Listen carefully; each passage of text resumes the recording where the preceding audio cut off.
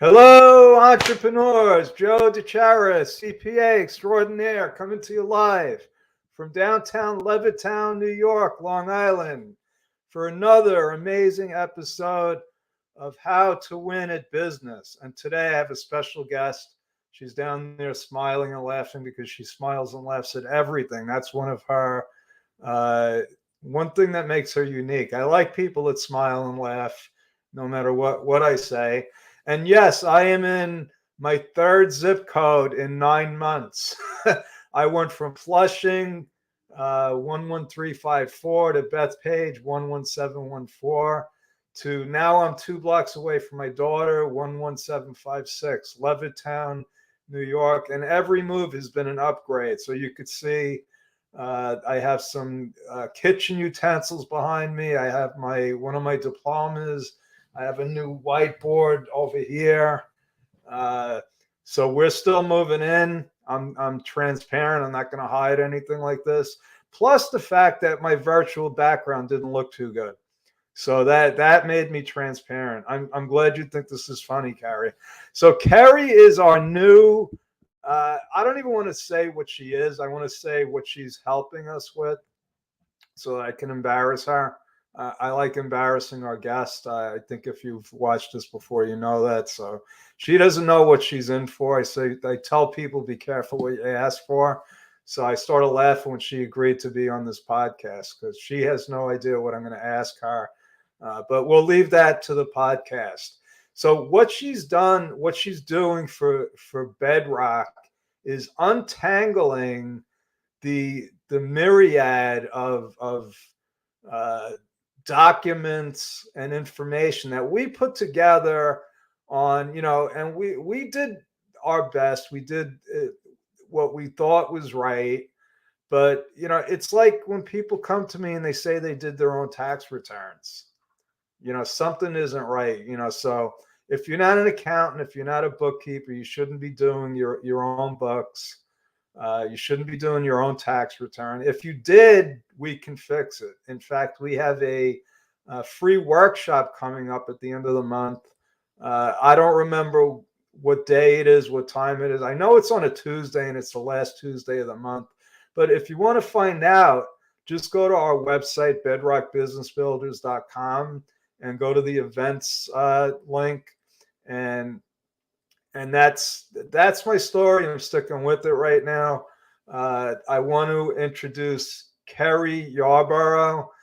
She's not only a client, she's a member of Bedrock Business Builders. She's a regular on our Friday mastermind.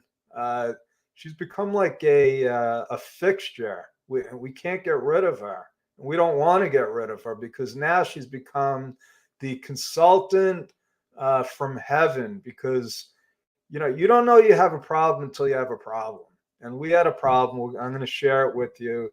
So right now, without further ado, I'd like to introduce you to Carrie Yarborough, the Aura Initiative. And Carrie, so I'm going to embarrass you when I see your calendar. Can you move over a little? I like to the other way. The other way. This way? Yeah. Oh, yeah, perfect. Okay. I want people to see. Okay, now we only see part of you again, but that's okay. How about this? Is that better? No, you're doing it the other way. The other way. Yeah. Ah, now, okay, you look good. Now I'm all here. Okay. So hello, Carrie, from the Aura Initiative. Did I embarrass you yet? No, not yet. Okay. I'll try my best, but thank you so much. My team is carefully reviewing the documents you gave me. I'm sure they're perfect. I have no idea what they say. I don't even want to get involved. All I know is this, Carrie. We have a growing team of Bedrock experts. They have all different talents, all different responsibilities, and we want to keep them happy. We want to keep them happy, right? Right. So that's very, very, if they're not happy, bad things happen, right? That's usually how it goes. So something happened with our holiday policy in the middle of tax Oh. season. I'm like, wait a second. Our whole accounting staff is taking off the last 3 days of tax season. Who agreed to this? This is insanity. We're an accounting firm. There are no holidays and tax season. So Exactly. we went through our documents. We do have all these documents. They sign them. We have a sick and vacation policy. I was pretty proud of myself. I said, "Hey, we did this on our own." And you don't have a problem until you have a problem. You don't need insurance until you have an accident, right? Absolutely. And then that's where I stepped in. And you're like, Kerri, I don't understand why all these people were off and not working. So, first of all, it is the holiday, and it's a pretty important one to a lot of folks around here. So I'm like, well, what do you got in place? And you were like, yeah, I don't know. And I was like, what? How do you not know? And I was like, all right, show me what you got.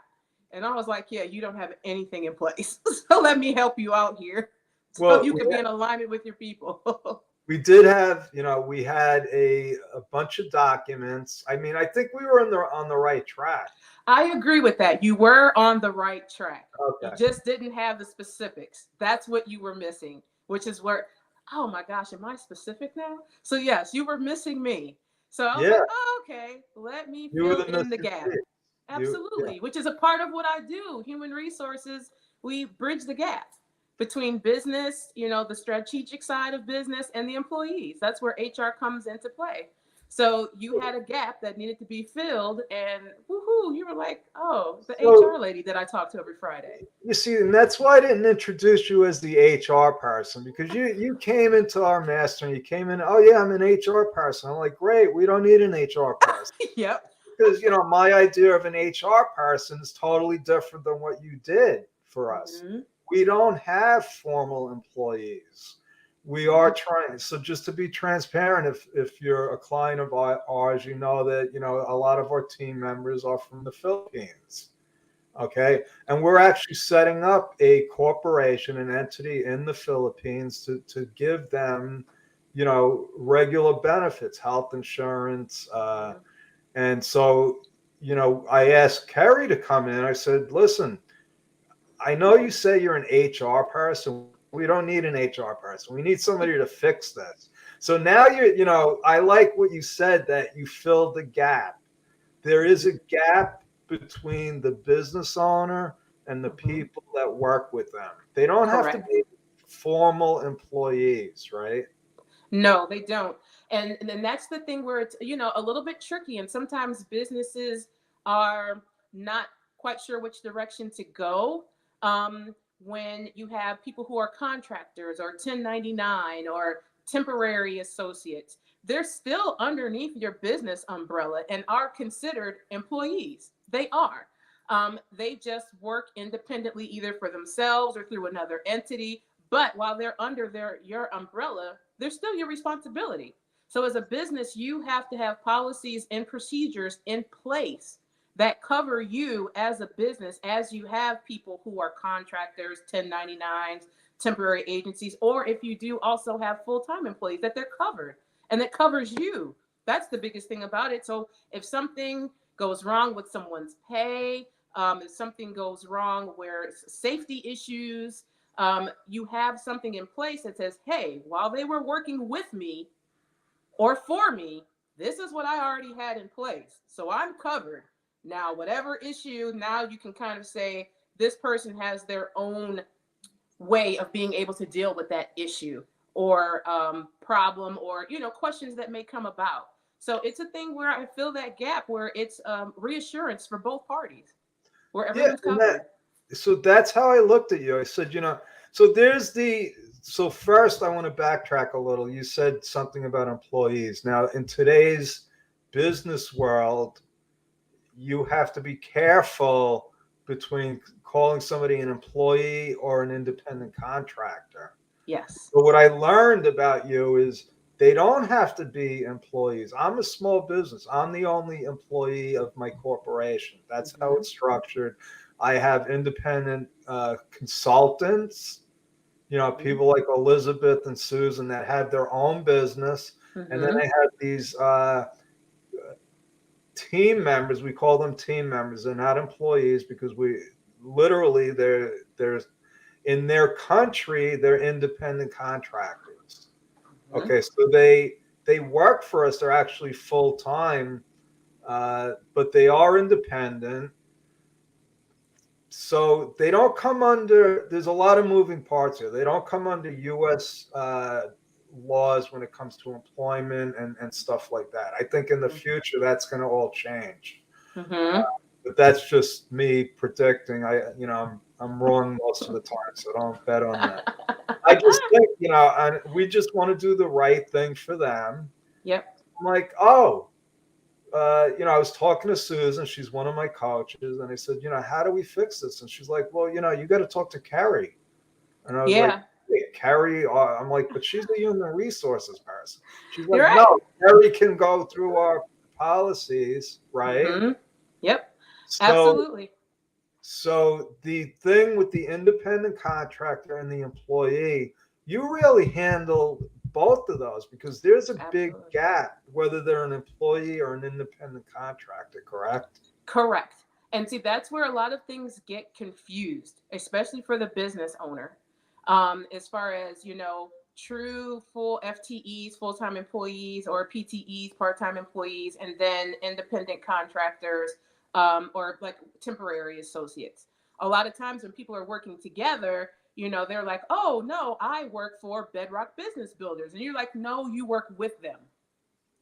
So, as an independent contractor, if you're an employee, you work for them. But as an independent contractor, you work with them.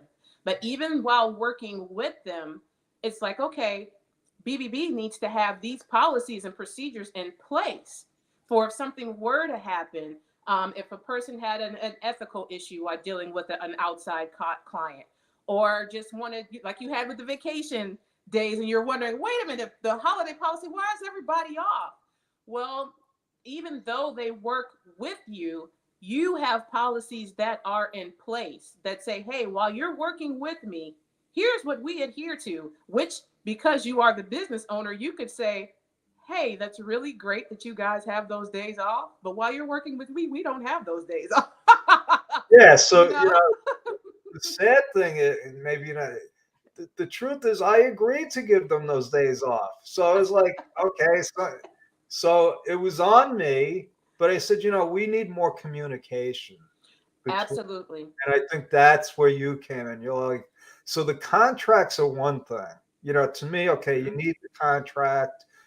You need to spell out your relationship. It's especially important with an independent contractor now, right? Yes. You need those contracts. A lot of people don't read contracts, and so I'm like, okay, that's fine. We have the contract just in case. For me, it was more about, we want them to be happy. We want them. Yep. It is about communication, right? That's one of the first things when I joined the mastermind and was in the group just laughing at everything and enjoying. I'm like, one of the first things I said to you guys was communicate, communicate, communicate. That's everything. And being able to do that, it doesn't leave a gray area as far as where the business stands and where they stand with their independent contractors or their employees. The more people, I think, sometimes are afraid to communicate because they're like, oh, if I say what's going on, something's going to go wrong or somebody's going to have my information. And I'm like, they have it anyway. So you might as well communicate what's going on. That way, when something does happen, you're like, oh my gosh, you're right. We already talked about that. Or, oh, that was already spoken about. Or, oh, I already read that. That's already in place. So now I know what to do, which is what I came in for you with the holiday policy. It's like, you were like, well, wait a minute. What's going on? Well, I put something together for you when somebody says something, you're like, oh, I remember I had Kerri do that. Now, if I need to refresh my memory about what our policy is, it's actually there and in place where you can be like, okay, now I know why no one's here. And then you'll be like, you know what? I'm the one that said no one had to be here. And you'll be Well, yeah, in Bedrock, it falls on me, but then I shift the blame over to Elizabeth, and Elizabeth is actually here. What does she say? It's important to gain clarity on who does what task and have proper policies and procedures. Yeah, Yep. definitely. Absolutely. So Like I said, it covers everyone. That's the biggest thing about when you say policy and procedure, everyone is always like, whoa, what's getting ready to happen here? But they're important. You have to have them in place. They cover everyone. well, bookkeeping is important and taxes, but people they're like, wait, my accountant handles that. They don't want to know about it. I understand, policies and procedures. It sounds so like lawyerish. It does. Like just very official. And that's one thing to me about being in HR that I just did not like. As far as everyone always thought the principal's office. I never forget I was in a Yeah, position working for a $1 billion company and I was just walking along. I ran into someone I hadn't seen in a while. And I said, hey, when you get a chance, come by my office and talk to me. And I'm just like, I haven't seen you in a while. Before I could circle back from the bathroom, this person was literally in my office panting, like, oh, like, what did you need from me? And I was like, nothing, just to catch up and say, hey. And it just dawned on me, like, they were like, the HR lady wanted to know, like, am I in trouble? Like, am I gonna get fired? Did I break a policy or procedure? And it's like, no, you didn't. Just was trying to catch yeah. up and see what was going on. So I'm here to like change that aspect and that thought process about human resources. We are not the principal's office. We are that entity that creates fairness for the business and your independent contractors or your employees. And when I you like. have those that in place, it kind of alleviates a lot of issues and problems. Yeah, so we talk a lot in the mastermind about different things. We do talk about marketing. We have Mm-hmm. everybody every week introduce themselves. And we learn about people. I'm like, you're not an HR guy. You're like, no, you can't be you're like the beautiful principal. I'm like, no, principals aren't supposed Oh, to be beautiful. that's so sweet. I don't But think of it so. and you're always laughing. You bring like this energy into Mm-hmm. the mix, and that's important, and Mm-hmm. you do bridge the gap. And I want to say hi to Yan Yan. She's here also. She's uh, one of our, what would you call her? We're like partners, okay? Okay. We work together. She's got a great Facebook group. And so, what does she say? Thank you for mentioning the Philippines, Joe. No, thank you for having the Philippines, because we would have Bedrock without the talented people from the Philippines. No, really, and I want to Yeah. give all of them a shout out. There's, I feel like there's a new, I don't know what you would call it, horizon on the uh, in front of us for small businesses and opportunities Mm, for people if they absolutely. know how to tap into this talent, because I feel like Yep. they struck oil. Okay, I didn't know about it. I didn't, I've been hiring, I've been outsourcing for a long time. Yeah. Uh, so yes, you're welcome, Yan Yan. So we plan Oh, on, hi, Elizabeth. Hi, Yan Yan. yeah. So tell me, you've told me some interesting stories, and I know big companies, people see big companies and they think they have it all together.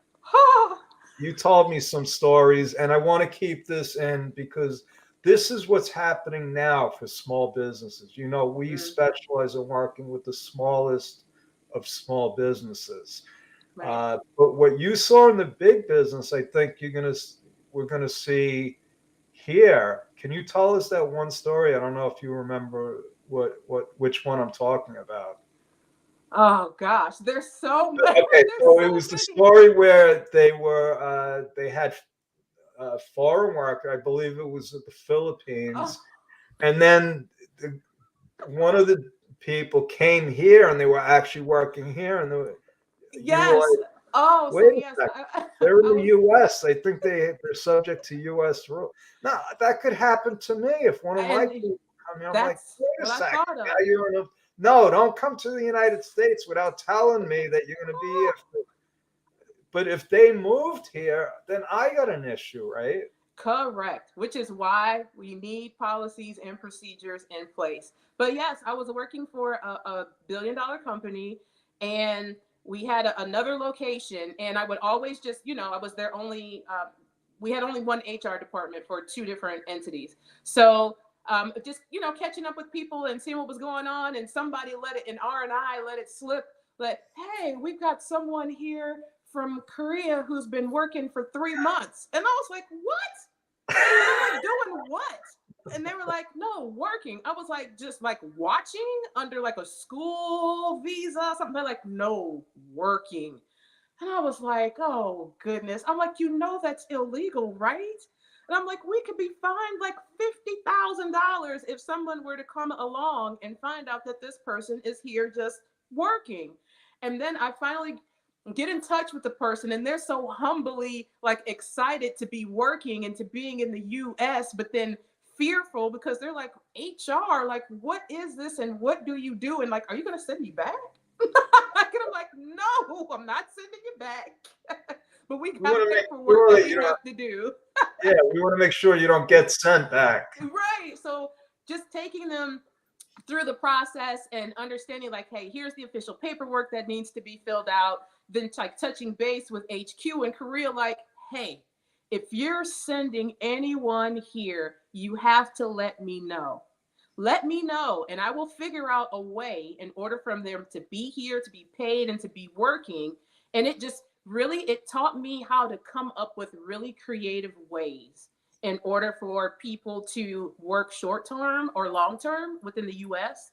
And it was really truly exciting in order to be able to do it, because I'd never done that before. But I always just imagined them in the other location, like just like working underneath the table, like literally in secret and hiding. You know what I mean? Like not just paid underneath the table, but like working, and like nobody will see me here. And I'm like, no, we see you. Someone's gonna tell you're underneath the table. Please believe. So yeah, that was highly interesting. But I will say that it was exciting. My favorite one to piggyback off of that was once I got it into place that tell me people are coming, I ended up losing someone at Cleveland Hopkins Airport, and he spoke no English. So I'm like talking to him and like getting him here to get situated to work, and then he gets here and I lose him at the airport.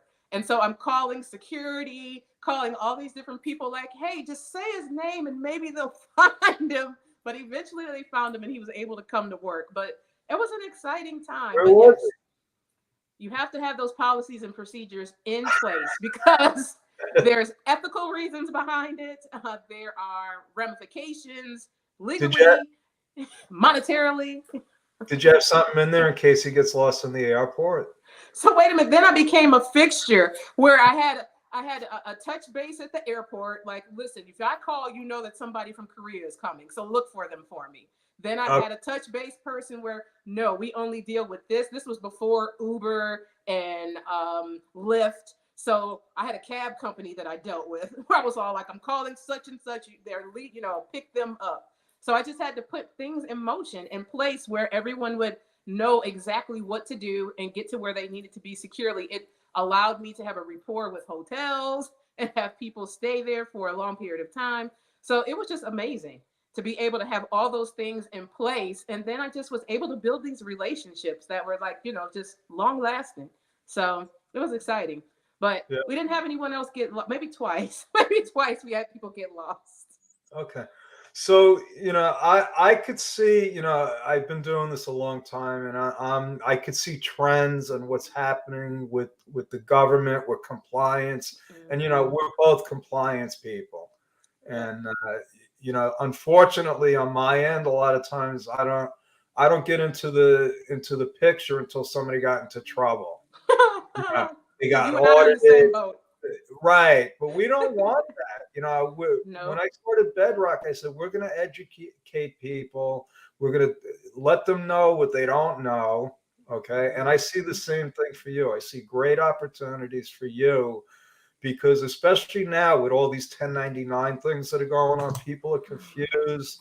Yeah. They don't know, am I supposed to give people 1099s? Are they, more importantly, how do I make them not become employees? And is that something that you could help people with? Absolutely. That is always a tricky situation, because as I started off saying, even when people are 1099 or temporary associates, however it may be, whether it's they're working for themselves or working for another entity for you, people always view the business that they're working with as their employer. So that always gets confusion for the 1099 or employees. It's always this confusion like, no, I work for such and such. No, you work independently or you work for another entity. And we have a contract in place that allows us to do business together. And within having that contract, that's where I come into place, where it's easy for the company that you're working with to have in place, this is the business that we do. This is what you do for us or with us. But you're on your own and you're covered as far as your insurance, your benefits, all of that you would have to figure out for yourself. But we have policies and procedures that will definitely help you understand our business and what our business relationship is. Because a Right. lot of times people don't understand what their business relationship is with who they're working with or for. And like I said, that's that gray area. Yeah, well, I think they figure, oh, Tom's my friend. We'll just I'm doing this work. There's no actual agreement, and that's going to become a Mm. problem for a lot of, I think, millions of people because Yep. uh, what's going on in California, and it's been going on for years now. If you don't know, most people, unless they live in California, they've been hearing me talk about it. The State Department of Labor in California has been going into businesses and saying, "Listen, all these independent contractors, we're making them employees, unless Mm-hmm. you can prove that they're actually independent." And they go back 3 years, and they're like, "Oh, by the way, you owe back payroll taxes for 3 years." Now, though a lot of most of those independent contractors they didn't want to be employees. They want to be independent. And now, so what can you put them both in a position where they don't have the government dictating what they're doing? That's what I want to know. Yeah, so that's something where I remember being a part of a startup, and it came in where we had independent contractors and we had a social accountability audit. And I was like, what the heck is this? I've Really? never heard of this. And people came in and they wanted to see records from not only our HR portion, which included, yes, you have independent contractors, but do they have a contract? Do you have an I-9 for them, while they're working for you? What type of information? They even wanted to interview these independent contractors to know what are the working conditions? What is it that you're doing? What is this like? And it was just, they wanted to see training records and different things. But what they wanted to make sure, because we were a startup, was that we had policies and procedures in place that protected those 1099, the people, those contractors. They wanted to make sure that we were being socially accountable for those independent Okay, you're freezing there a second, but department. I remember having to put together reports, just numerous reports, and gather people for them to be talked to, interviewed. And it's really important to have those in place so that you won't have a social accountability audit. Or if by chance you do, you're covered. yeah, It was something where who did that it went audit? on for weeks and we could have been fined like over $100,000. Who did the audit? Just out of curiosity. It was an independent company. Yep, an independent company that said, "Hey, Okay, you so guys," you and know they were what? from the state of Ohio. That sounds like, so this was a big company. It might have been like if they were Yep, looking to sell the business, they didn't want any surprises. they Okay. didn't, because actually, what it was a merger and kind of an acquisition type of situation where it was the business was already established, and as a startup, this business was coming in and kind of taking on some of the responsibility from the company that was already there, but bringing in their own ideals and policies and procedures as well. So it was Right. kind of like not even kind of, they were collaborating together as one was leaving the situation. So Right. that social accountability audit came in as, okay, we see this one company leaving, but you guys still have business together. Let's make sure that everyone's on the same path and has the same understanding of what's going on here. And they needed to see that from an HR standpoint, because Right. we were not only acquiring some of their employees, but we were also bringing in new employees as well as independent contractors. Right. It So sounds it was interesting. important, right, to understand what that dynamic was going to be like. It sounds like they wanted to make sure that the corporate cultures like wouldn't clash. So that sounds like smart business. Uh, but and I had a client that Homeland Security actually visited them, and they wanted to make Mm, sure that they had all their payroll documents in order. Now, yeah. thankfully, they were in uh, a business that was highly regulated. They delivered gas. They Mm, went over bridges and through tunnels. So they, mm, you can imagine why Homeland Security, but that could happen to anybody. yep. So you don't, like they said, like you don't need car insurance until you have an accident, right? But Exactly. Yeah, I so remember us talking about that. so the perception is you got to be a big company, have employees to need somebody like you. And I got to redefine Absolutely. I HR have definitely. marketing standpoint is that you got to be like the human connection, uh, whatever. We'll come up with something in the mastermind. But now, for a small business like us, we needed you, and I didn't even know that we needed you. Okay.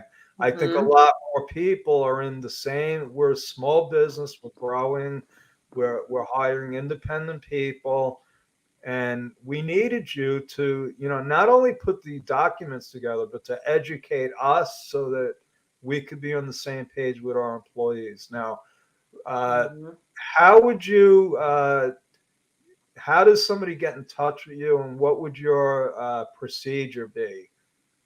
And I know what you Hmm. charged us. I'm not going to, but it was very, very affordable. I appreciate Hmm. that.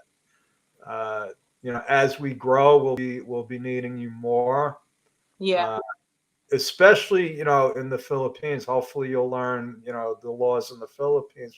I think that that's going to be a whole nother avenue that people are going to need. When you hire Hmm. foreign workers. So, how do people get in touch with you, and what could they expect?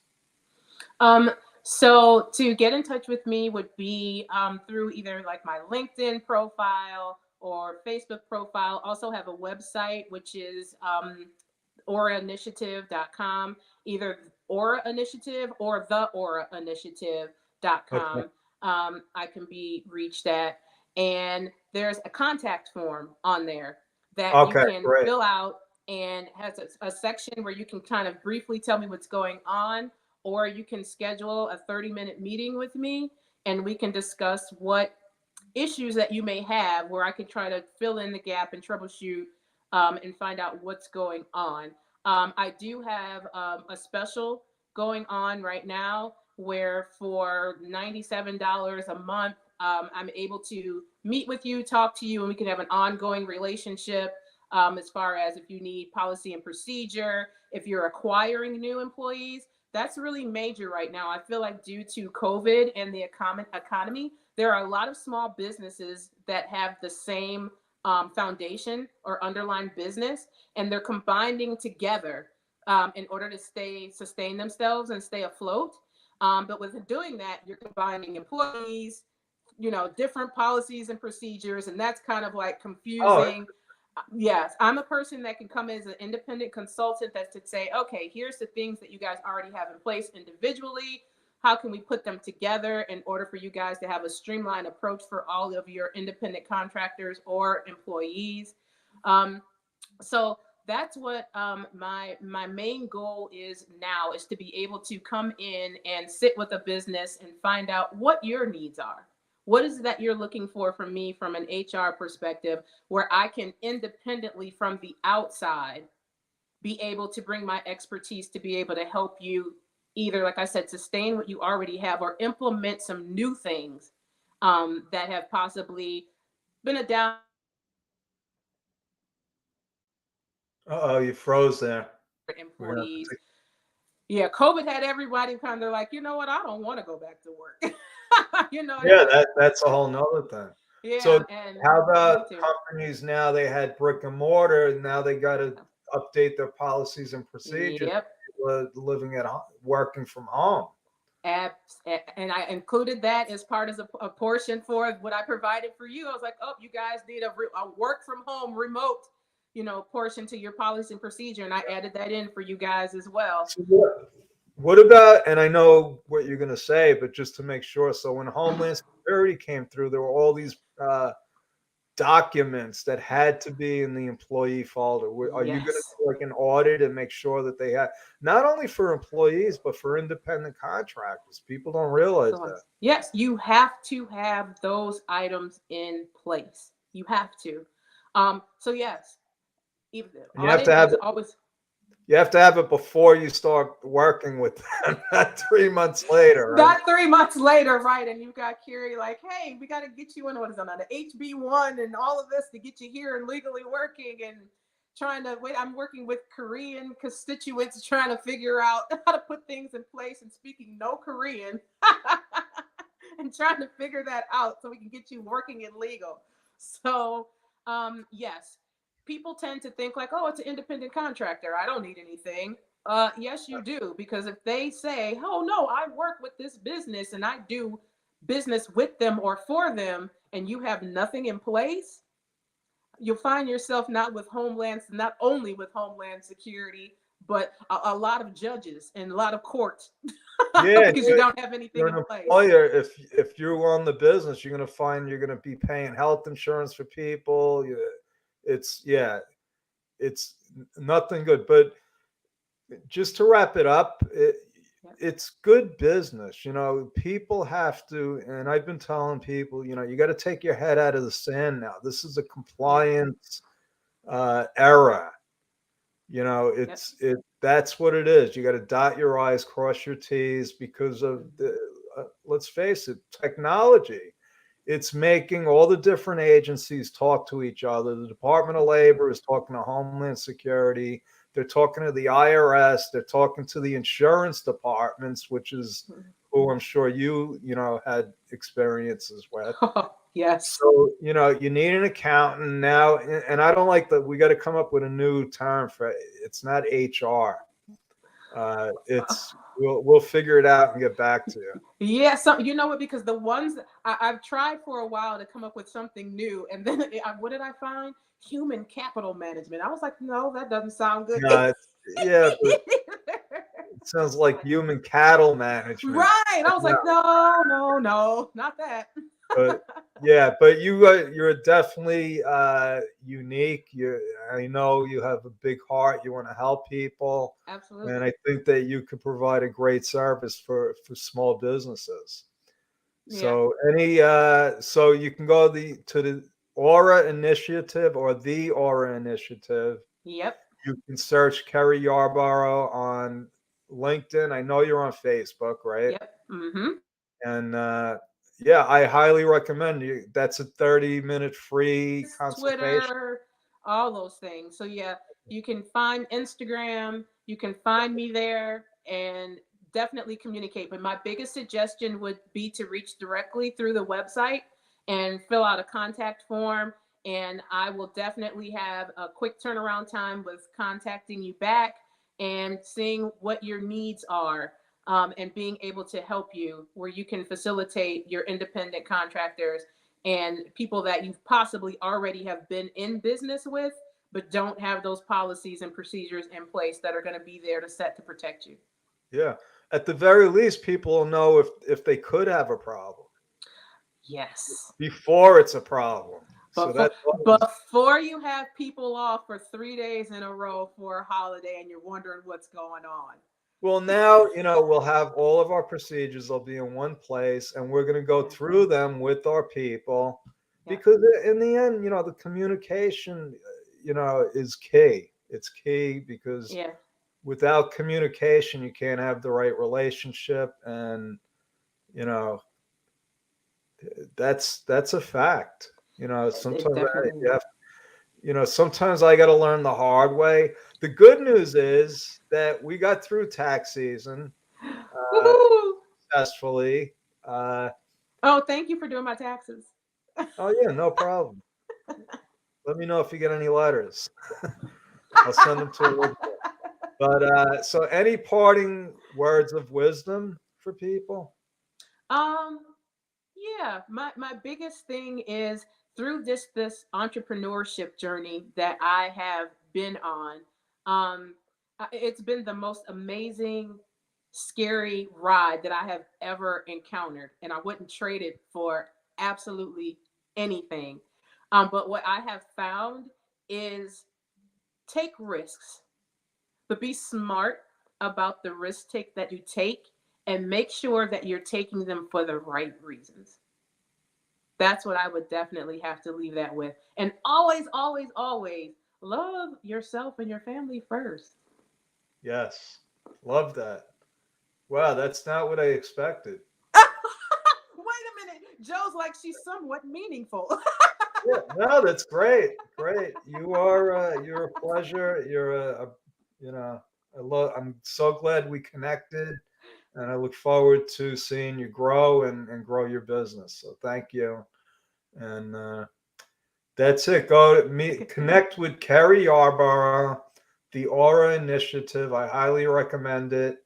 And that's our story. We're sticking with it. Over and out. Thank you, Sounds good. everybody. Stay tuned for another amazing episode coming up shortly. Tax season's over, and we're going to be reaching out to maybe you coming up soon. Absolutely. Hey, Mama, Daddy, Michaela, Marcelo. All right. All right. All right. Take care. Bye.